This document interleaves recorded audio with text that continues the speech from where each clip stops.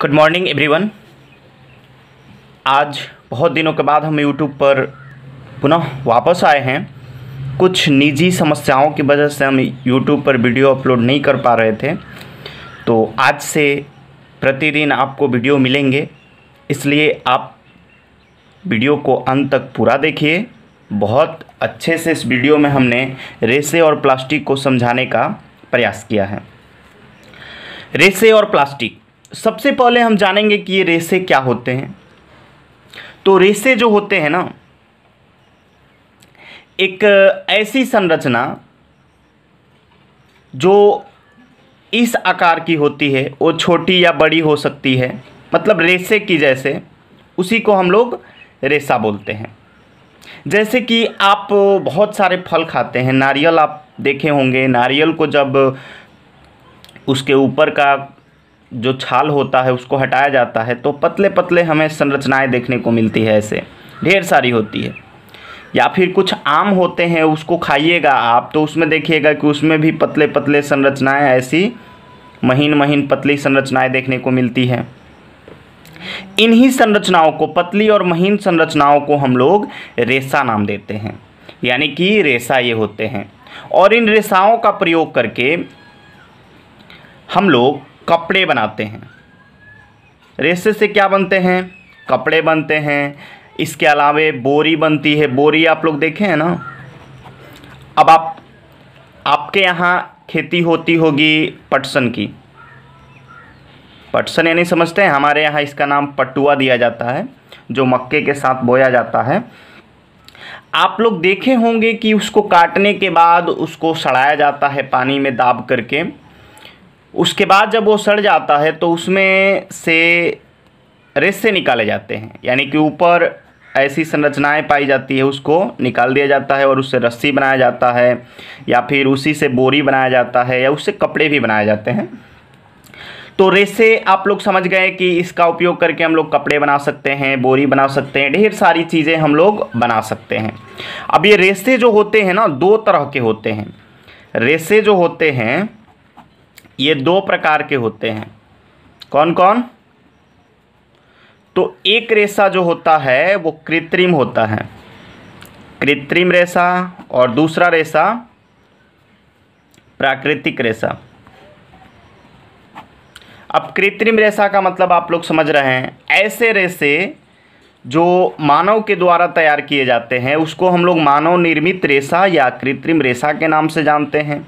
जबकि प्राकृतिक रेसा ऐसा रेसा जो प्रकृति के द्वारा दिया जाता है, प्रकृति के द्वारा प्रदान किया जाता है, उसे कोई मनुष्य नहीं बनाता है, उसे हम लोग प्राकृतिक रेसा कहते हैं। तो ये प्राकृतिक रेसा जो होता है ना, ये भी दो स्रोतों से प्राप्त होता है। प्राकृतिक रेसे के दो स्रोत हैं। स्रोत यानी समझते हैं ना? नहीं समझते हैं तो हम काय के लिए हैं। स्रोत का मतलब होता है वह स्थान जहाँ से किसी पदार्थ को प्राप्त किया जाता है अधिक मात्रा में, उस स्थान को हम लोग उस पदार्थ का स्रोत कहते हैं। ये परिभाषा हो गया। आइए इसको हम समझते हैं। यहाँ पर समुद्र हो गया और इस समुद्र में पानी भरा हुआ है, तो यहाँ पर क्या चीज़ अधिक है जी? इस स्थान पर तो जल अधिक है। तो ये समुद्र जो है ये किसका स्रोत हो गया? जल का स्रोत हो गया। ठीक है। इसी तरीके से जहाँ जहाँ से हम लोग प्राकृतिक रेसा प्राप्त कर सकते हैं वह प्राकृतिक रेसे का स्रोत कहलाएगा। जैसे हम लोग कहाँ से प्राप्त कर सकते हैं? एक नंबर जंतुओं से, यानी कि हम लोग जानवरों से प्राकृतिक रेसे को प्राप्त कर सकते हैं। अब जानवरों को तो मनुष्य बनाता नहीं है, इसलिए ये प्राकृतिक रेसा होगा, जंतुओं से प्राप्त रेसा। दूसरा पौधों से, पौधों से भी हम लोग रेसे प्राप्त कर सकते हैं। तो प्राकृतिक रेसे के दो स्रोत हो गए, एक तो जंतु और दूसरा पादप। तो आप लोग समझ गए अब कि प्राकृतिक रेसा जो होता है ये दो स्रोतों से प्राप्त होता है, जबकि कृत्रिम रेसा तो मानव के द्वारा निर्मित होता है। आइए हम लोग कुछ प्राकृतिक रेसे के नाम जान लें। तो प्राकृतिक रेशा जो जानवर से प्राप्त होता है वो क्या है, रेशम। ये किस चीज़ से प्राप्त होता है, तो रेशम कीट से। उसके बाद और क्या है, ऊन, ये प्राकृतिक रेशा है। ये ऊन किससे प्राप्त होता है, तो ये ऊन भेड़ बकरी से प्राप्त होता है और ये रेशम कीट से प्राप्त होता है। तो ये दोनों जो हो गए जंतुओं से प्राप्त होने वाले, तो ये दोनों जो हो गए जंतुओं से प्राप्त होने वाले रेशे हो गए। इसके विपरीत अगर हम देखें तो कपास, ये कपास का रेशा किससे प्राप्त होगा, तो कपास के पौधे से। इसके अलावे जो ये पटसन होता है इससे भी रेशे प्राप्त किए जाते हैं। ठीक है, तो ये आप समझ गए अब कि प्राकृतिक रेशे जो होते हैं ये दो स्रोतों से प्राप्त किए जाते हैं, या तो जंतु से या पौधों से। अब आइए कृत्रिम के बारे में भी थोड़ा कुछ जान लें। कृत्रिम रेशा मतलब जिसको प्रयोगशाला में तैयार किया जाता है मनुष्य के द्वारा। मनुष्य जो होते हैं इसे अलग अलग यौगिकों से तैयार करते हैं। तो हम लोग जान लेते हैं कि कौन कौन से रेशे हैं जो कृत्रिम हैं।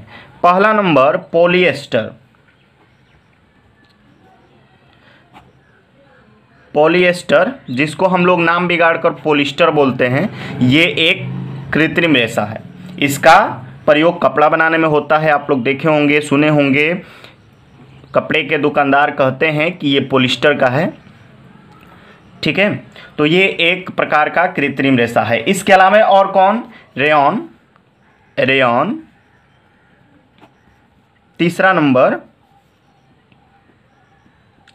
Acrylic, acrylic. और चौथा नंबर हो गया नायलॉन। यहां पर हमने 4 कृत्रिम रेशे का नाम दिया है, पॉलिएस्टर, रेयॉन, एक्रिलिक और नायलॉन। ये जो होते हैं चारों कृत्रिम रेशे होते हैं जो प्रयोगशाला में मनुष्यों के द्वारा तैयार किए जाते हैं। तो आप लोग याद रखेंगे और डिफरेंट भी कर सकते हैं दोनों रेशों में।